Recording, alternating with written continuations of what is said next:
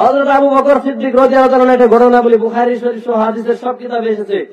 আব্দুর রহমান, সে ছিল আবু বকর সিদ্দিক রাদিয়াল্লাহু তাআলার সন্তান।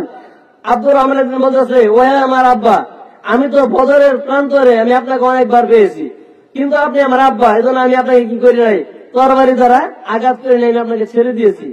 তখন আবু বকর সিদ্দিক বলেছিল, ওহে আব্দুর রহমান, তুমি আমাকে বদরের প্রান্তরে অনেকবার পেয়েও আমাকে তুমি ছেড়ে দিয়েছ, আল্লাহর নামে কসম করে বলি, আমি আবু বকর যদি তোমাকে জিহাদের ময়দানে পেতাম, ওই বদরের প্রান্তরে পেতাম, আমি তোমার কল্লাটা ওড়াই দিতাম।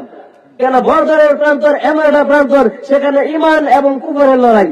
আমি ঈমানদার ছিলাম, তুমি কাফের ছিল, অতএব ঈমান লাইসা মিন আহলিক বলেছিল আল্লাহ তাআলা নূহ আলাইহিস সালামকে, নূহ তোমার সন্তান যে কেনান, সে তোমার সন্তান না, সে তোমার আহল না, কেন তুমি মুমিন, তোমার সন্তান ছিল কাফের। ঠিক তেমনি ভাবে হযরত আবু বকর বলেন, আমি ঈমানদার আর তুমি কাফের, অতএব আমি যদি তোমাকে পেতাম তোমার কল্লাটা উড়াই দিতাম।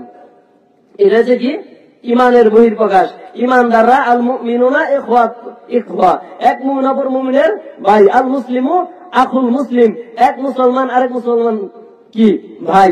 আল্লাহ রাসূল সাল্লাল্লাহু আলাইহি ওয়াসাল্লাম বলেন যে আল মুসলিমুনা কা রাজুলুন ওয়াহিদ, একটা মুসলমান সমস্ত মুসলমান কি দেহ সমতুল্য।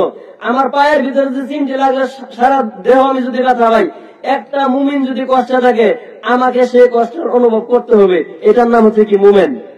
তুমি আমি আবু বকর, আমি ঈমানদার, তুমি আমার সন্তান, তুমি কাফের, তোমার সঙ্গে কিসের সম্পর্ক?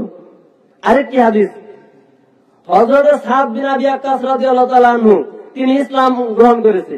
সাদ বিন আবি ওয়াক্কাস জগৎ বিখ্যাত একজন সাহাবী, তিনি ইসলাম গ্রহণ করেছে।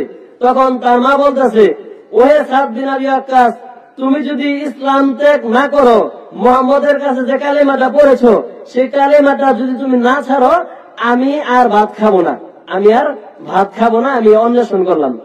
তখন ওই মহিলা একদিন দুদিন না খায় রয়েছে।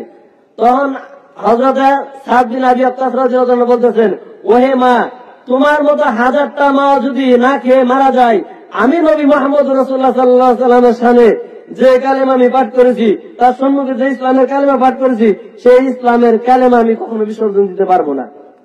এটা ছিল কি সাহাবীদের চরিত্র। মুহাম্মাদুর রাসূলুল্লাহ, মুহাম্মদ আল্লাহ তাআলার রাসূল, ওয়াল্লাযিনা মাআহু, এবং তার সাথে যারা রয়েছে সঙ্গী সাথী, তারা ছিল আশিদ্দাউ আলাল কুফার, তারা কাফেরদের ব্যাপারে ছিল কঠোর। ওয়াল্লাযিনা মাআহু আশিদ্দাউ আলাল কুফার ওয়া রুহামাউ বাইনাহুম, কিন্তু তারা এক মুমিন অপর মুমিনের জন্য ছিল রুহামাউ বাইনাহুম, পরস্পর ফুলের ন্যায় সুকোমল, পরস্পর ফুলের ন্যায় সুকোমল। অর্থাৎ মুমিনের বিপদে মুমিন এগিয়ে আসবে, মুমিনের সমস্যায় মুমিন সমস্যা সমাধান করবে, কিন্তু কাফের ব্যাপারে তারা ছিল কঠোর।